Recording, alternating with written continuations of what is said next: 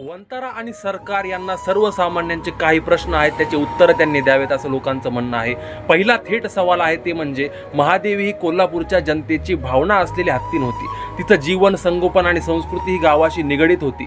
पण मुंबई उच्च न्यायालयाने तिचं पुनर्वसन थेट गुजरातमधील वंतारा ट्रस्टमध्ये करण्याचा आदेश दिला. लोकांच्या भावना विचारात घेणं आवश्यक होतं असं लोकांचं म्हणणं आहे. लोकांचा पुढचा थेट सवाल आहे तो म्हणजे महादेवीचा तब्बल 33 वर्षांचा सहवास एका रात्रीत हिरावून घेतला. लोक म्हणतात आम्ही तिला वाढवलं, प्रेम दिलं, पण कोर्टाने आणि सरकारने आमची बाजू समजून घ्यायला पाहिजे होती, आमच्या भावना जपायला पाहिजे होत्या. आणि शेवटचा सवाल तो म्हणजे पेटा आणि कोर्टाला आमचं मत ऐकू का आलं नाही. पेटा इंडियाने तिच्यावर मानसिक त्रास व अयोग्य देखभाल असे आरोप केले होते, पण गावकरी म्हणतात तिच्यावर प्रेम करणारे हजारो लोक इथे होते, तिला कधीही त्रास दिला गेला नाही. जर ती आजारी होती तर आम्ही तिला इथेच उपचार करू शकलो असतो, पण आम्हाला बाजू मांडायची एकही संधी दिली नाही. असे लोकांचे थेट सवाल आहेत.